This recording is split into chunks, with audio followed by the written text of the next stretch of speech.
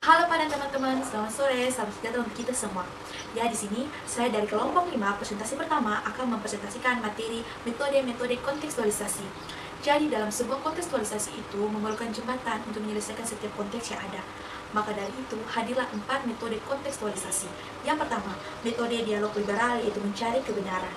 Jadi metode ini dimulai dari dialog antara orang-orang dari kepercayaan-kepercayaan hidup, misalnya agama Kristen, agama Islam, agama Hindu, agama Buddha. Pada saat itu mereka melakukan peribadahan secara sukarela di bawah tema makna dan praktik spiritualitas. Dialog tersebut berfungsi sebagai tanda pengharapan untuk memperkenalkan kepada mereka suatu spiritualitas baru antar iman. Jadi dialog ini bukan merupakan tujuan dari metode, tetapi merupakan sebuah permulaan dari kontekstualisasi.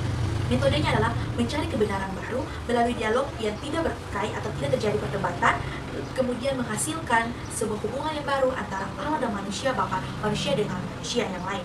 Oke, kita masuk dalam metode kedua adalah metode dialektis neoliberal, yaitu menemukan kebenaran.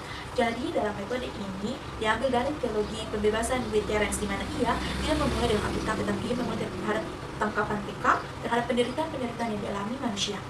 Jadi, metodenya adalah untuk menemukan kebenaran dengan ikut serta dalam memperjuangkan dunia tersebut dan menghadapkan agenda dunia serta kenabian yang bijak. Hasilnya adalah kita akan menyuarakan manusia untuk menjadikan dunia ini tempat yang lebih baik, di mana kita menganggap sama dengan mendirikan kerajaan Allah di dunia. Yang ketiga, yaitu metode dialektis neo-ortodoks, yaitu menemukan kebenaran. Jadi, pandangan ini dekat dengan pandangan neoliberal pada yang metode yang kedua. Bersamanya terdapat dalam tekanan pada konteks historis masa kini, yaitu konteks yang dalam mana kita hidup dan berteologi sekarang. Tetapi ada juga perbedaannya, di mana perbedaan yang berdasar yaitu lebih percaya kepada jiwa si pelaku, sedangkan yang disebut belakangan ini lebih percaya kepada roh yang menerangi teologi. Ya, setelah mencari kebenaran, kemudian menemukan kebenaran, kemudian kita masuk metode yang terakhir, metode keempat, yaitu mengajarkan tentang kebenaran atau metode didaksi ortodoks. Ya, metode ini adalah mencari dasar bersama atau membangun jembatan komunikasi sehingga orang-orang yang tidak percaya dapat diyakinkan akan kebenaran Injil Alkitab, lalu mengajarkan Alkitab kepada mereka yang sudah diyakinkan. Hasil yang diharapkan adalah transformasi rohani dari orang-orang percaya kepada Kristus dan hal yang menjadikan bangsa-bangsa menjadi murid-muridnya. Ya, demikianlah presentasi yang boleh saya jelaskan. Semoga bermanfaat. Terima kasih. Ya Pak dan teman-teman, di saat ini saya akan menjawab pertanyaan dari Saudara Musa Edi Sabuno dan Saudari Maureen Dian Patisinai. Yang pertama dari Saudara Musa, itu apa makna dari materi yang kelompok sajikan dan kaitannya dengan situasi kondisi yang sekarang ini terjadi. Ya, terlebih dahulu harus kita ketahui apa itu metode. Jadi, menurut Kamus Besar Bahasa Indonesia, metode adalah cara yang digunakan untuk melaksanakan suatu pekerjaan agar tercapai sesuai dengan yang dikehendaki. Jadi, berdasarkan 4 metode yang boleh saya jelaskan tadi, mau menggambarkan tentang kebenaran. Jadi di sini kita mencari kebenaran, setelah itu kita menemukan kebenaran tersebut, lalu kita mengajarkan atau mempublikasikan kebenaran tersebut kepada orang lain. Nah, di sini makna yang bisa kita ambil bahwa dengan metode-metode tersebut, dengan mudah atau dengan gampangnya, kita bisa mencari kebenaran serta menemukan kebenaran dalam setiap konteks kehidupan manusia masa kini. Setelah kita menemukannya, otomatis kita tidak boleh simpan untuk diri kita sendiri, tetapi kita menyalurkan atau menginformasikan serta mengajarkan kebenaran tersebut kepada orang lain dengan tujuan bersama sebagai manusia berdosa, yaitu supaya kita memperbaiki hubungan kita antara Allah dan manusia, bahkan manusia dengan manusia, serta kita menjadikan bangsa-bangsa sebagai muridnya. Hal ini bukan berarti kita mau mengkristenkan semua bangsa-bangsa atau kita memaksa semua orang untuk menjadi Kristen, tetapi dengan cara hidup kita yang mencerminkan Tuhan, itu berarti orang lain bisa menjadikan itu sebagai pelajaran untuk mereka lakukan dalam kehidupan mereka sehari-hari. Karena berteologi tanpa konteks adalah teologi yang mati. Kemudian kaitannya dengan kondisi sekarang yang sedang melanda dunia internasional, khususnya Indonesia, Maluku, adalah mewabahnya virus corona atau COVID-19. Berdasarkan 4 metode yang disampaikan, yaitu tentang kebenaran, berarti di sini kita harus bisa menyaring atau memfilter setiap informasi, bahkan berita-berita bohong atau hoax yang disampaikan di berbagai media. Jadi, kita sebagai orang-orang Kristen, kita harus bisa secara bijak dan seksama membedakan setiap berita-berita yang ada agar kita tidak panik atau tidak resah terhadap berita-berita tersebut. Kemudian, setelah kita mengetahui berita-berita tersebut yang benar, kemudian kita menyampaikan kepada orang lain yang minim akan pengetahuan tentang corona ini. Ya, kita lanjut pada pertanyaan yang kedua dari saudara Musa, yakni apa sumbangsinya bagi mahasiswa Fakultas Teologi, dijelaskan berdasarkan metode dialektis. Ya, yang perlu kita ketahui itu, apa itu metode dialektis? Di sini metode dialektis itu ada dua. Yang pertama metode dialektis neo-ortodoks dan neoliberal, di mana kedua metode ini sama-sama untuk menemukan kebenaran. Persamaannya itu terdapat pada tekanan pada konteks historis masa kini, yakni konteks di mana kita hidup dan berteologi. Perbedaan yang mendasar yaitu kepada jiwa si pelaku teologi. Jadi sumbangsinya bagi kita sebagai mahasiswa Fakultas Teologi, yaitu kita sebagai orang-orang yang terpelajar dan yang memiliki kepercayaan kepada Tuhan, kita harus bisa menemukan kebenaran dalam setiap konteks kehidupan masa kini serta menghubungkannya dengan kehidupan di Alkitab. Jangan kita hanya menerima tanpa menyaring dan menelusurinya, karena terkadang kita akan terjebak dalam hal-hal yang demikian. Dan kita sebagai pelaku teologi harus senantiasa menjaminkan citra Tuhan dalam diri kita. Ya, selanjutnya saat ini saya akan menjawab pertanyaan dari saudari Maureen Dian Patisinai, yaitu jelaskan kembali pernyataan hermeneutika kerajaan Allah. Ya, yang perlu kita ketahui apa dulu hermeneutika berkaitan dengan ilmu menafsirkan dan memahami, sedangkan kerajaan Allah yang dibicarakan dalam Injil sinoptik itu tidak terlepas kaitannya dengan misi soteriologi Allah untuk menyelamatkan umatnya dari perbudakan dosa. Walaupun manusia masih hidup di dunia ini, namun keselamatan dari dosa telah ditawarkan oleh Allah melalui Yesus. Yesus telah menyelesaikan tugasnya untuk masalah dosa, akan tetapi hal ini akan terwujud secara penuh. Kemudian hermeneutika Injil yang politis berarti kita melakukan penafsiran dengan tujuan untuk menyuarakan manusia untuk menjadikan dunia ini tempat yang lebih baik, yang dianggap sama dengan mendirikan kerajaan Allah. Ya, demikian yang bisa saya jawab di saat ini. Terima kasih. Ya, itu adalah jawaban dari kelompok kami. Terima kasih. Iya, Pak dan teman-teman, di sini kelompok 1 akan membahas mengenai 4 metode kontekstualisasi. Yang pertama adalah metode liberal. Metode ini untuk mencari kebenaran dengan dialog antar agama dengan pandangan dan pendapat yang dikemukakan oleh masing-masing kepercayaan. Yang kedua yaitu adalah metode neoliberal. Metode ini untuk menemukan kebenaran dengan melihat konteks yang terjadi di lingkungan masyarakat seperti penderitaan yang dialami oleh masyarakat, adanya perbedaan kelas-kelas sosial, dan lain-lain, serta metode ini juga dapat ikut memperjuangkan hak-hak kemanusiaan. Yang ketiga adalah metode neo-ortodoks, hampir mirip dengan neoliberal yang sama-sama mencari kebenaran, tetapi di dalam ketegangan dialektis antara kehidupan dan Alkitab. Yang keempat adalah metode didaktis ortodoks. Metode ini mengajarkan yang berwibawa, penuh dan minat untuk menginjil atau mengajarkan dunia sesuai dengan amanat Tuhan Yesus. Di sini juga saya akan menjawab pertanyaan dari Bu Geripati. Yang pertama yaitu apakah 4 metode ini dapat dipakai dalam konteks masalah yang berbeda atau yang sama? Menurut kelompok kami, 4 metode kontekstualisasi ini dapat dipakai dalam konteks masalah yang berbeda maupun yang sama, tergantung dari penyesuaian dan kenyamanan serta rasa metode mana yang paling cepat memecahkan masalah kontekstualisasi yang ada. Pertanyaan kedua, metode apakah yang dipakai oleh GPM dalam mengatasi masalah-masalah kontekstualisasi sekarang ini? Jawaban kelompok kami, menurut kelompok kami metode dipakai GPM pada saat ini terkhususnya masalah yang sekarang sangat menggemparkan dunia yaitu COVID-19. GPM memakai metode neoliberal, yang dimana mencari kebenaran dan memperjuangkan dalam memecahkan masalah yang termasuk membuat penderitaan sangat banyak bagi umat manusia di dunia. Dengan membuat keputusan, GPM untuk seluruh kegiatan peribadahan di jemaat dialihkan menjadi kegiatan peribadahan di rumah masing-masing. Selanjutnya, saya akan menjawab pertanyaan dari UCM Adilesi. Pertanyaan pertama, apa perbedaan dari keempat metode ini? Yang pertama, metode liberal adalah metode untuk mencari kebenaran. Dialog antar agama dengan pandangan dan pendapat yang dikemukakan oleh masing-masing kepercayaan. Yang dimana kita semua tahu bahwa liberal adalah adanya kebebasan dalam berpendapat. Yang kedua, metode neoliberal adalah metode untuk menemukan kebenaran dengan melihat konteks yang terjadi di lingkungan masyarakat. Yang ketiga, yaitu metode ortodoks. Itu hampir mirip dengan metode neoliberal, tetapi dia mencari kebenaran di dalam ketegangan dialektis antar Alkitab dengan kehidupan. Yang keempat yaitu metode didaktis ortodoks. Metode ini untuk mengajarkan kebenaran, yang dimana kontekstualisasi muncul dari komitmen kepada Alkitab yang berwibawa penuh minat untuk meninjil, mengajar dunia sesuai dengan amanat Tuhan Yesus Kristus. Pertanyaan kedua dari Usia Malderesi yaitu teologi pembebasan seperti apa yang dikemukakan oleh Gutierrez. Jawaban kelompok kami, teologi pembebasan yang dimaksud adalah refleksi bersama suatu komunitas terhadap suatu persoalan sosial, misalnya terjadinya masalah ekonomi, kemiskinan, penindasan, rasisme, dan lain-lain. Karena itu, masyarakat terlibat dalam perenungan-perenungan keagamaan tentang hal ini atau masalah kontekstualisasi yang terjadi. Iya, Pak dan teman-teman, terima kasih atas waktu dan kesempatan yang diberikan kepada saya. Saya akan mempresentasikan hasil kerja kelompok kami, kelompok 5, yang dipercayakan untuk presentasi pertama dengan materi kami, yaitu adalah metode-metode kontekstualisasi. Metode ini terbagi atas 4 bagian dengan tujuan dan implikasinya masing-masing. Yang pertama ada metode dialog liberal, yang kedua ada metode dialektis neoliberal, yang ketiga ada metode dialektis neo-ortodoks, dan yang terakhir ada metode didaktis ortodoks. Saya akan menjelaskan secara singkat keempat metode ini.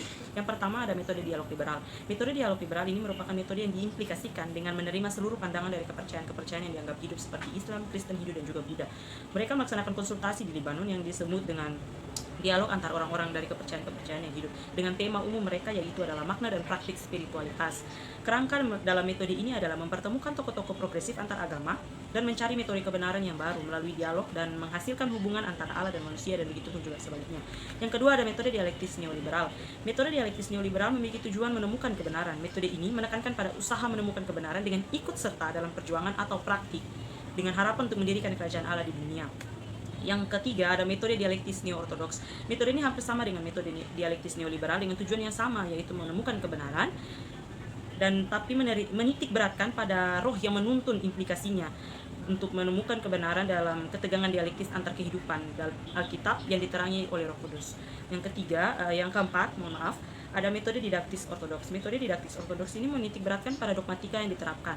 Namun dalam perjalanannya terdapat pro dan kontra, seperti yang kita lihat dalam pendapat Emil Brunner. Emil Brunner katakan bahwa banyak orang berkeberatan dengan teologi dogmatika. Ia memberikan 4 alasan, yaitu karena ada orang yang menganjurkan iman yang sederhana kepada Kristus dan takut akan buku berat dan tebal. Yang kedua, ada orang yang merasa bahwa tindakanlah yang dituntut Injil dan pertanyaan intelektual hanyalah pemborosan waktu. Yang ketiga, bagi banyak orang istilah dogma menyiratkan paksaan yang bertentangan dengan kebebasan iman. Dan yang keempat, diduga bahwa dogmatika menyebabkan perpecahan-perpecahan yang terjadi pada gereja selama berabad-abad. Dan yang ketiga, yang berikut dalam pemahaman Brunner membela dogmatika dengan menekankan pada 3 sumber dalam kehidupan gereja, yaitu yang pertama, perjuangan melawan ajaran palsu, yang kedua adalah kebutuhan akan pengajaran katekik, dan yang ketiga adalah pencarian teologi eksegetis. Ya, itu presentasi saya teman-teman, dan saya akan menjawab pertanyaan dari teman-teman yang memberikan pertanyaan.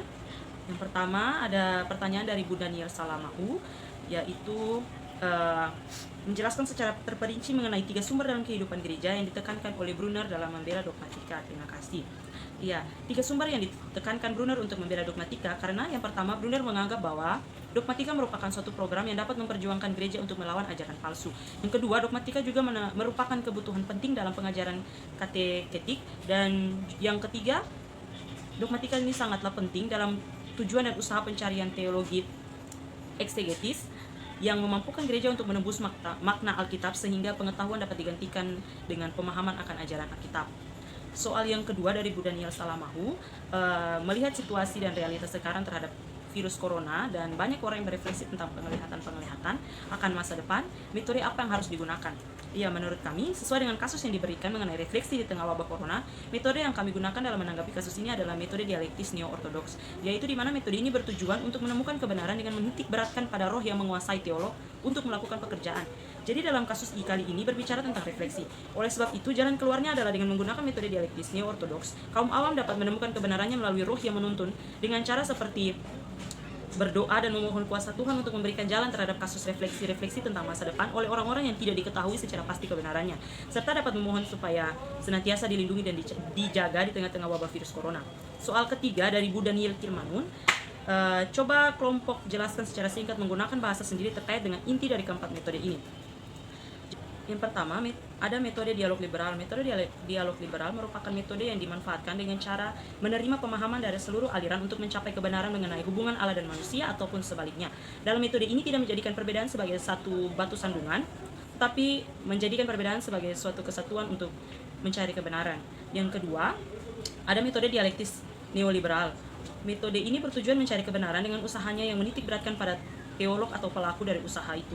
Dan metode ini juga menekankan pada praktek atau bagaimana peran teolog dalam mengatasi masalah ataupun menemukan kebenaran. Yang ketiga, ada metode dialektis neo-ortodoks. Metode dialektis neo-ortodoks ini merupakan metode yang bertujuan mencari kebenaran namun menitik beratkan pada roh yang menuntun teolog untuk bekerja dalam usaha mencari kebenaran. Dan yang terakhir ada metode didaktis ortodoks atau metode yang mengajarkan tentang kebenaran. Metode ini menitik beratkan pada dogmatika atau aturan gereja yang digunakan sebagai media untuk pengajaran akan kebenaran. Yang soal terakhir dari Bu Daniel Kilmanun, Ada juga perbedaan antara neo-ortodoks dan neoliberal, yaitu yang pertama lebih percaya pada jiwa pelaku dan yang belakangan lebih percaya kepada roh. Jawaban kami yang pertama, metode dialektis neoliberal dan metode dialektis neo-ortodoks merupakan metode yang memiliki tujuan yang sama, tapi implikasinya berbeda. Metode dialektis liberal menekankan pada pelaku atau teolog dan dengan praktek yang dilakukan, sedangkan metode dialektis neo-ortodoks itu menekankan pada roh yang membimbing dalam seseorang untuk mengimplikasikan kerajaan Allah atau kebenaran. Demikian presentasi saya, kurang dan lebihnya saya mohon maaf dan terima kasih. Terima kasih atas kesempatannya. Di sini saya sebagai kelompok 5 presentasi pertama akan menyampaikan materi kelompok kami. Ya, kelompok kami membahas tentang metode kontekstual. Nah, dalam permasalahan pasti memiliki jalan keluarnya. Begitu juga dalam menghadapi kontekstualisasi. Untuk mengetahui metode-metode dalam menyelesaikan permasalahan yang bisa saja timbul dalam kehidupan. Nah, ada 4 metode, yaitu yang pertama, metode dialog liberal. Metode ini muncul pada bulan Maret tahun 1970. Di situ DKD mengadakan konsultasi di Libanon yang disebut dialog antar orang-orang kepercayaan yang hidup. Nah, pada konsultasi ini diikuti oleh agama Kristen, Buddha, Hindu, dan Islam selama 10 hari. Ungkapan-ungkapan tersebut maka dijadikanlah awal mula pendekatan terhadap kontekstualisasi. Ada pandangan seorang pendeta dari Sri Lanka. Dia mengatakan bahwa orang Kristen berdosa bila memutlakan agama dan filsafat orang Kristen dan menyiratkan agama-agama lainnya salah. Ya, ia menganjurkan bahwa orang Kristen mengontekstualisasikan suatu kekristenan yang radikal dan eksistensial. Buku-buku seperti Religion in Dialogue itu menganjurkan agar kita menganggap dialog sebagai misi dan beralih pada pembangunan suatu teologi dunia. Metodenya adalah mencari kebenaran baru melalui dialog yang tidak bertikai. Hasilnya adalah Injil sinkretis yang konon memulai hubungan baru Allah dan umat manusia serta manusia dengan manusia lain. Adalah metode dialektis neoliberal atau menemukan kebenaran. Nah, di sini kami mengambil contoh metode kontekstualisasi mengenai pembebasan Gutierrez. Kita mengambil contoh tentang pembebasan Gutierrez karena ia tidak mulai dengan Alkitab atau bahkan dengan tradisi, tetapi dengan tanggapan peka terhadap penderitaan manusia. Tujuannya adalah perbaikan dunia dan bukan kelahiran baru manusia. Nah, metodenya adalah menemukan kebenaran. Dengan ikut serta dalam perjuangan tersebut, ia menghadap agenda dunia secara kenabian yang bijak. Hasilnya hermeneutika Injil yang politis, yang menyuarakan manusia untuk menjadikan dunia ini tempat yang lebih baik, yang dianggap sama dengan mendirikan kerajaan Allah. Yang ketiga adalah metode dialektis neo-ortodoks atau menemukan kebenaran. Nah, pandangan neo-ortodoks dekat dengan pandangan neoliberal dalam metodenya, namun berbeda. Persamaan terdapat pada dalam tekanan pada konteks historis masa kini. Yang ketiga adalah metode dialektis neo-ortodoks atau menemukan kebenaran. Nah, pandangan neo-ortodoks dekat dengan pandangan neoliberal dalam metodenya, namun berbeda. Persamaan terdapat pada dalam tekanan pada konteks historis masa kini, yakni konteks dalam mana kita hidup dan berteologi. Jika ada persamaannya, pasti ada perbedaannya juga. Perbedaannya yaitu lebih percaya pada jiwa si pelaku teologi, sedangkan yang disebut belakangan lebih percaya pada roh Allah yang menerangi teologi. Nah, pada teologi kerbau Koyama, itu di diskusinya tentang permulaan iman, memberikan contoh bahwa Koyama membahas iman perempuan, bukan Yahudi yang datang kepada Yesus karena keprihatinan akan anak perempuan yang dirasuk setan. Nah, Koyama ini mengatakan bahwa kasih ibu kepada anaknya sesuatu yang diakui sah dan relevan oleh umum, seperti eros atau kasih yang alami. Itu diubah dan dikuduskan sehingga menghasilkan suatu pengakuan iman yang mendalam di hadapan anak Daud. Nah, kesimpulannya bahwa permulaan iman harus mengandung batas keagamaan, budaya, dan politik. Ia berkata, minat saya dalam permulaan iman ini tidak muncul dari diri saya sendiri, tetapi dipaksakan oleh sesama saya, orang Tai. Nah, hal ini penting teman-teman, karena gagasan bahwa iman harus muncul dari sesuatu yang umum diakui sah dan relevan, tidak muncul dari penafsiran ayat Alkitab. Konteksnya adalah kehidupan dalam berbagai kebudayaan. Metodenya adalah menemukan kebenaran dalam ketegangan dialektis antara kehidupan dan Alkitab yang diterangi oleh Roh Kudus. Hasil yang diharapkan adalah bahwa firman Allah akan muncul dalam Alkitab. Yang terakhir adalah metode didaktis ortodoks atau mengajarkan kebenaran. Nah, pandangan tokoh-tokoh kontekstualisasi muncul dari komitmen kepada Alkitab yang membawa penuh dan minat untuk menginjili dan sesuai dengan amanat agung Kristus. Nah, di situ mereka berpendapat bahwa kita perlu memahami dan menyesuaikan diri dengan pandangan dunia para pendengar kita. Nah, pada pemberitaan Injil ini, ia menjelaskan bahwa para penginjil dalam Perjanjian Baru tidak hanya memberitakannya sebagai kebenaran, namun mereka juga memberikan apologia atau pembelaan ketika Injil itu ditantang. Nah, teman-teman, kita ingat bahwa Nichols menyerukan suatu teologi dogmatika yang kontekstual dan menunjukkan cara untuk mencapainya. Di sini dikatakan oleh Emil Brunner tahun 1978, di situ banyak orang yang berkeberatan dengan teologi dogmatika. Nah, ada beberapa alasan mengapa sampai orang-orang keberatan dengan teologi dogmatika. Alasan yang pertama yaitu ada orang yang menganjurkan iman yang sederhana kepada Kristus dan takut akan buku berat dan tebal. Yang kedua, ada orang merasa bahwa tindakannya yang dituntut Injil Alkitabiah, pertanyaan intelektual hanyalah pemborosan waktu saja. Yang ketiga, bagi banyak orang istilah dogma menyiratkan paksaan yang bertentangan dengan kebebasan iman. Dan yang keempat, diduga bahwa dogmatika ini menyebabkan perpecahan-perpecahan yang terjadi pada gereja selama berabad-abad. Namun, di sisi lain, Brunner ini membela dogmatika dengan memberikan 3 sumber dalam kehidupan gereja, yaitu sumber pertama perjuangan melawan ajaran palsu, dan yang kedua kebutuhan akan pengajaran kateketik, dan yang ketiga pencarian teologi eksegetis yang memampukan gereja untuk menebus lebih dalam makna Alkitab sehingga pengetahuan sementara dapat digantikan dengan pemahaman akan ajaran Alkitab secara utuh. Nah, teman-teman, istilah-istilah kunci dalam metode ortodoks ini adalah dialog, Injil, iman, dan ajaran. Nah, metodenya adalah mencari dasar bersama atau membangun jembatan komunikasi sehingga orang-orang yang tidak percaya dapat diyakinkan. Hasil yang diharapkan adalah transformasi rohani dari orang yang percaya kepada Kristus dan hal menjadikan bangsa-bangsa menjadi muridnya. Dan hasil presentasi saya. Nah, di sini saya akan menjawab pertanyaan dari Usi Febrian Matli. Pertanyaannya yaitu, pada bagian metode didaktis ortodoks mengajarkan kebenaran apologia atau pembelaan ketika Injil ditantang. Ada bermacam-macam jenis argumentasi yang bersifat ontologi, kosmologi, dan teologi. Hal ini menjadi opini dari banyak apologetika Kristen. Mereka menjadikan Injil sebagai pertahanan terbaik dalam menapaki hidup. Sesuai kondisi saat ini, virus corona yang membuat banyak argumen-argumen yang secara langsung mengikut serta menyamakan kisah bangsa Israel dan juga 3 orang Majus dari timur dengan masalah virus corona ini. Bagaimana opini kelompok mengenai argumen ini yang terkait dengan pembelaan ketika Injil ditantang? Saya mencoba menjawab. Menurut kelompok kami, peristiwa virus corona yang semakin marak dalam dunia ini menjadi landasan bahwa Injil semakin diberitakan tentang maksud akan terjadinya virus corona ini. Penguatan Injil bagi umat bahwa adanya pengenapan janji Allah dan penyertaan Allah bagi umat. Injil ini semakin merambat ketika ditantang, bukan dilenyapkan. Semakin dibabat Injil ini maka semakin merambat. Semakin ditantang maka semakin meluas pemberitaan Injil.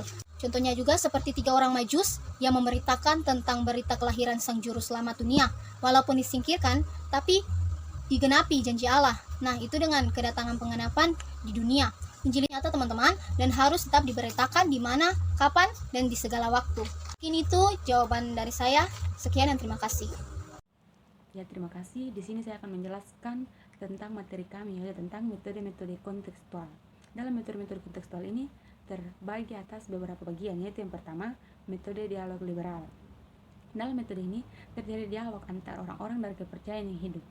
Pada dialog tersebut terdapat beberapa agama yang ada, antara lain ada agama Kristen, Buddha, Hindu, dan Islam.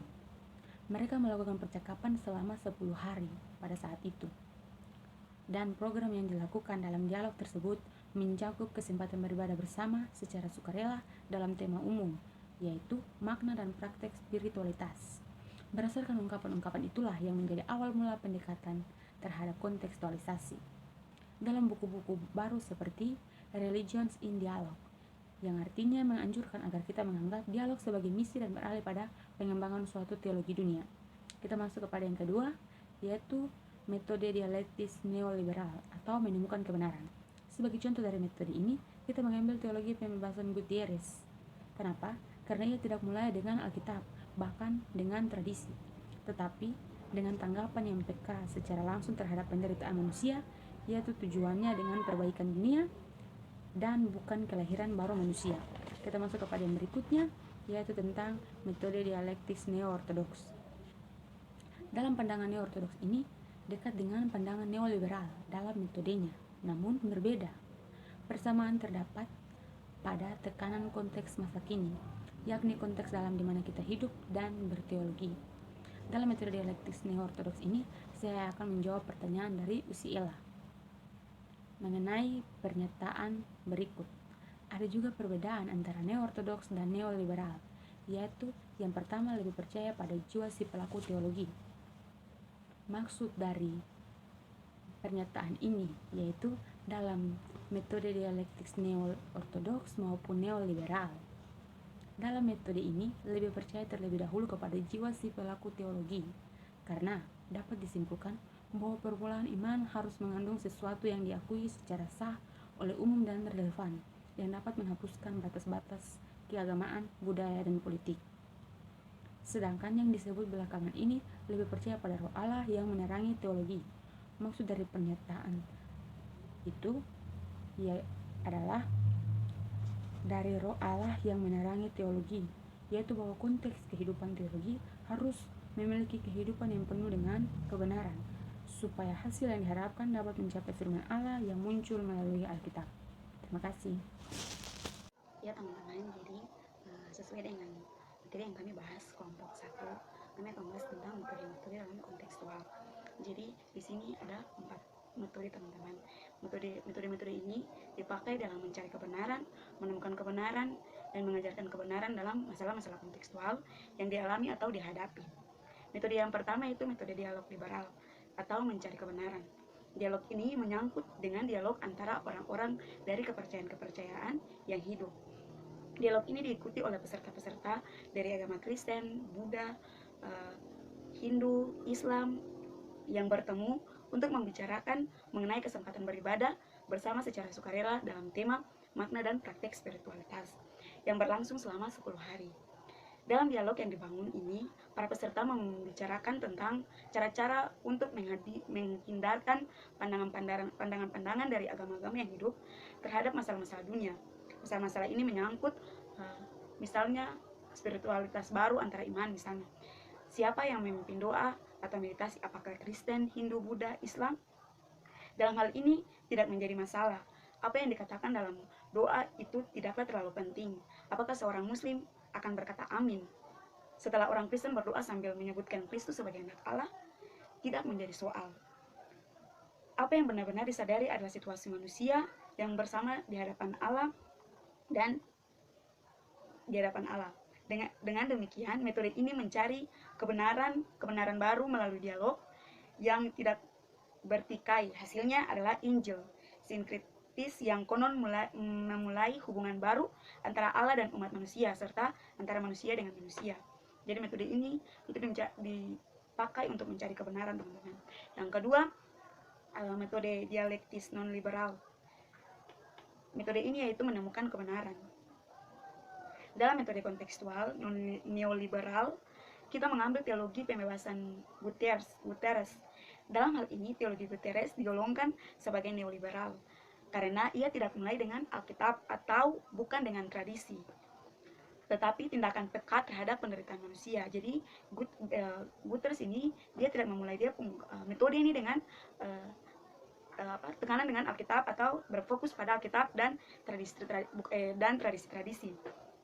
Tujuannya ialah perbaikan dunia dan bukan kelahiran baru manusia.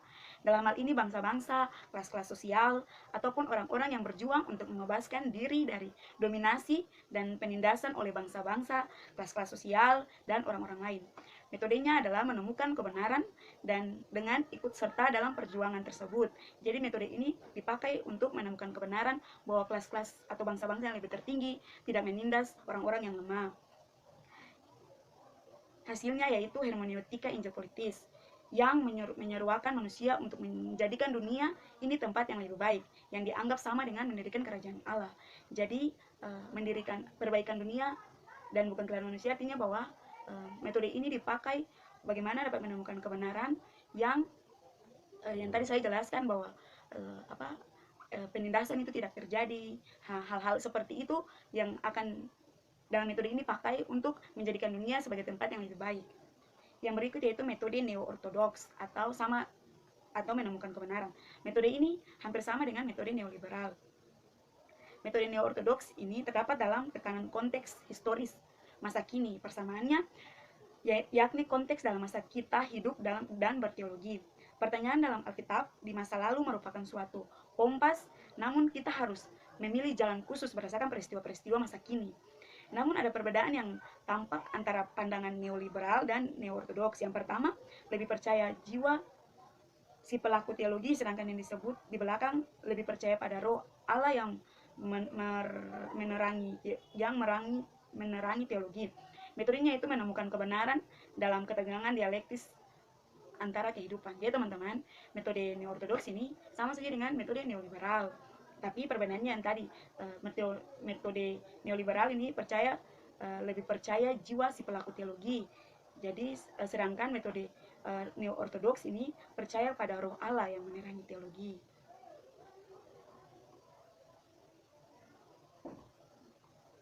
Yang metode yang terakhir yaitu metode didaktis ortodoks atau mengajarkan kebenaran. Dalam metode ini pandangan-pandangan Nicole, Cato, Matheny, Geisler, dan lain-lain tentang kontekstualisasi muncul dari komitmen kepada Allah yang berwibawa, penuh dan minat untuk menginjili dunia sesuai dengan amanat agung Kristus. Misalnya, kita perlu memahami dan menyesuaikan diri dengan pandangan dunia, namun menekankan bahwa Kristus harus disampaikan sesuai dengan kekristenan historis Alkitabiah. Jadi teman-teman, dalam metode didaktis ortodoks ini atau mengajarkan kebenaran, memang kita menyesuaikan diri dengan pandangan dunia sekarang ini. Cuman bagaimana kita dapat menaruh bahwa Kristus, bahwa kita dapat menginjili Kristus itu di tengah-tengah dunia yang fana ini. Terus ya teman-teman, itu saja 4 metode dari kontekstualisasi yang tadi. Yang berikut saya akan menjawab beberapa pertanyaan dari teman-teman yang telah memberikan pertanyaan bagi kelompok kami. Kami kelompok membagi bagian pertanyaan ini dan saya akan menjawab pertanyaan dari Bu Engel dan Bu Itek. Pertanyaan dari Bu Engel, saya akan menjawab pertanyaan. Metode dialektis neoliberal atau menemukan kebenaran dalam situasi dan kaitannya dalam situasi dan kondisi masyarakat saat ini. Dalam situasi dan kondisi masyarakat saat ini dalam menghadapi COVID-19 atau virus corona. Dalam situasi dan kondisi masyarakat saat ini yang sedang diguncang oleh wabah COVID-19, pasti masyarakat ingin mencari tahu lebih dalam lagi mengenai dengan virus ini. Dalam menjawab kegelisahan dan ketakutan mereka, untuk itu ketika masyarakat ingin mencari tahu, masyarakat harus mencari informasi, menggali informasi dari orang-orang yang betul-betul tahu mengenai dengan virus ini dan dapat dipercaya. Jangan percaya kepada orang lain dengan mudah lebih lagi berita-berita hoax yang sekarang beredar terkait dengan virus ini yang membuat kita takut, cemas, dan jangan sampai kita lalai atau salah langkah yang dapat merugikan diri kita sendiri, keluarga maupun dalam lingkungan kita. Untuk itu metode neoliberal ini atau menemukan kebenaran sangatlah dibutuhkan atau dipakai dalam konteks saat ini. Menurut kelompok kami, solusinya kita dapat lebih teliti dan dalam menyaring berita-berita hoax yang menyesatkan kita dan kalau ingin lebih tahu mengenai virus ini, kita dapat menanyakan ke orang yang benar-benar tahu dan dapat dipercaya. Dalam hal ini tenaga medis. Selain itu, mari kita menjaga kesehatan dengan cara yang telah dianjurkan oleh pemerintah maupun para medis, dan lebih khusus meminta pertolongan Tuhan untuk selalu menjaga dan melindungi kita semua. Itu jawaban untuk Bu Engel. Terus jawaban pertanyaan dari Bu Itek, ada 2 pertanyaan. Saya akan menjawab yang pertama yang harus Bu Itek ketahui apa itu metode dialog liberal sendiri yang tadi saya sudah jelaskan di atas, menyangkut dengan mencari kebenaran, menyangkut dengan masalah Al-Mahusu dan negeri yang Bu Itek lupa namanya.